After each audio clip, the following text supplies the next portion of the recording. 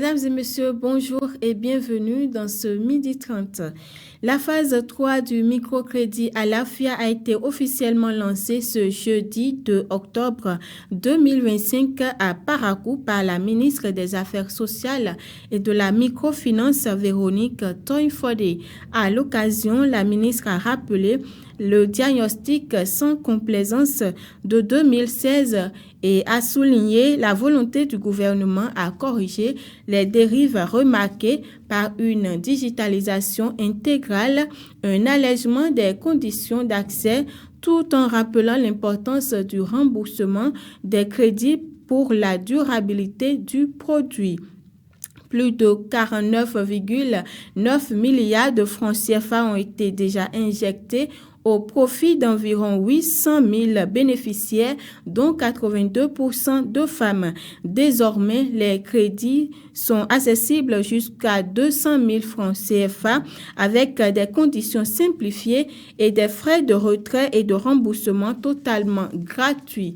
Plusieurs personnalités, dont des ministres conseillers, des députés et le président du Conseil économique et social étaient aux côtés de la ministre des Affaires sociales et de la microfinance pour ce lancement.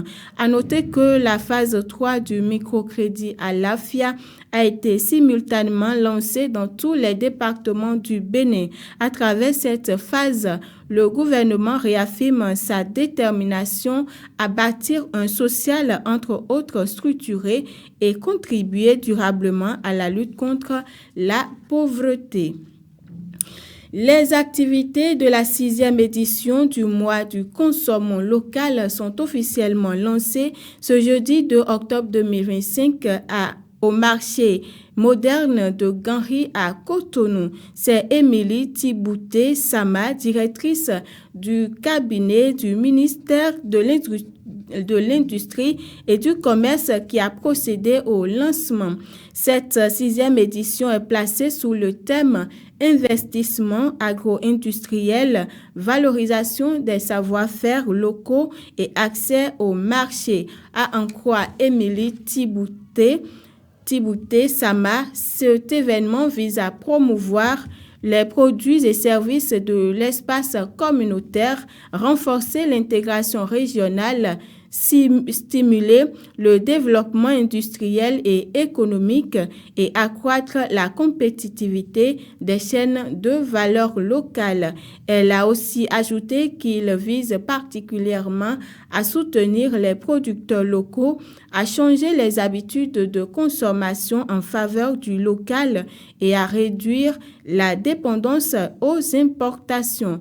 Au menu de cette 6e édition seront plusieurs activités organisées à l'Étoile Rouge, au marché Ganri, à l'hôtel Sofitel et dans les antennes régionales du ministère de tutelle.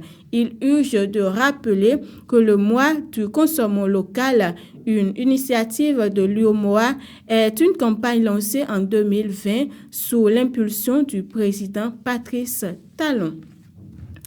La Cour constitutionnelle, la Commission électorale nationale autonome et l'Agence nationale d'identification des personnes ANIP ont tenu ce jeudi 2 octobre 2025 une rencontre tripartite dans le cadre des préparatifs des élections générales de 2026.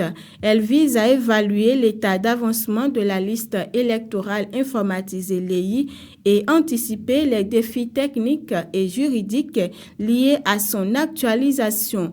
Le président de la Cour constitutionnelle a, dans son discours d'ouverture, rappelé que la fiabilité de la liste électorale est une condition essentielle à la crédibilité du scrutin de 2026. Le message a été le même chez le président de la Sénat qui a insisté sur la nécessité pour les 3 institutions de fournir des chiffres concordants au soir des élections.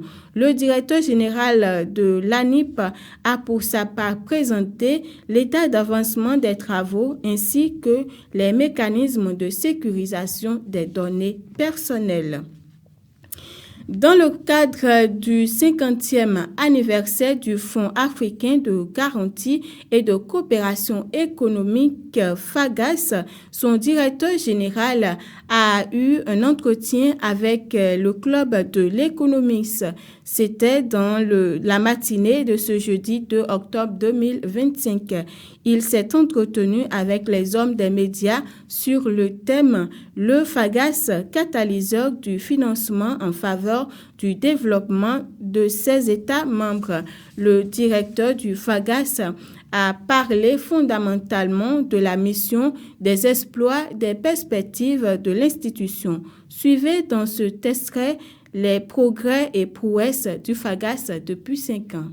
FAGAS a connu plusieurs mutations et depuis 5 ans, l'institution s'est radicalement transformée, modernisée pour pouvoir accompagner le secteur bancaire, les marchés financiers, ainsi que le porteur de projets dans le financement du développement. Donc nous travaillons en bonne intelligence avec les banques et les marchés financiers, avec les États qui sont les actionnaires, pour voir comment l'Afrique peut relever le défi de son sous-financement. Le paradoxe du continent africain, c'est que le continent est potentiellement riche, mais les finances peinent à réaliser ce potentiel-là afin d'assurer la prospérité partagée et le développement accéléré du continent. En outre, le FAGAS ne veut pas s'arrêter en si bon chemin. L'institution a des perspectives. Je pense qu'après 5 ans de transformation du FAGAS, nous avons réussi. Et les prochains défis consistent à avoir une vision sur la période 2026-2030. Nous avons besoin de suffisamment de fonds propres et nous sommes sur le bon chemin. Et nous aurons presque plus d'une dizaine de nouveaux pays qui vont adhérer. Et l'effectif des États membres passera de 14 à 25. Et ça, c'est un acquis important. L'Afrique est la frontière de la nouvelle croissance et du développement du monde. Nous devons continuer en tant qu'institution publique multilatérale à soutenir le secteur privé parce qu'il n'y a que le secteur privé qui peut créer plus d'emplois et de la richesse.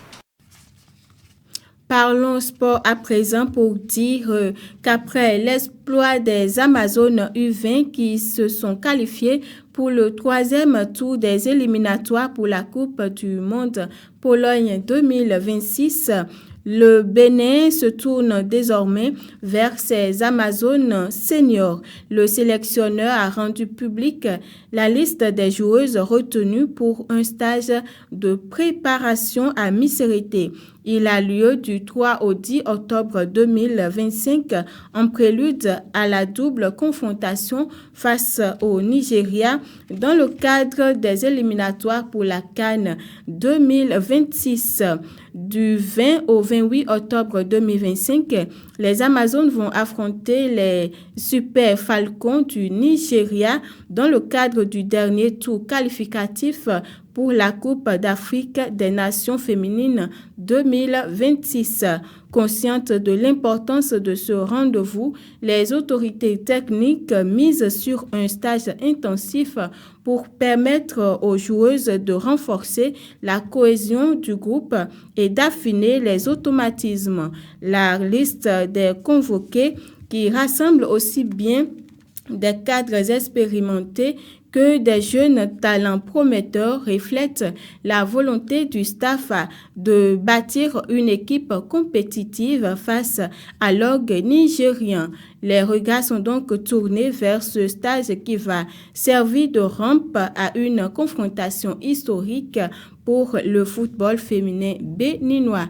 Et c'est tout pour ce point de l'actualité, mesdames et messieurs. Merci de nous avoir suivis. Nous vous prions de nous suivre également sur TikTok, Facebook, Instagram, YouTube et X.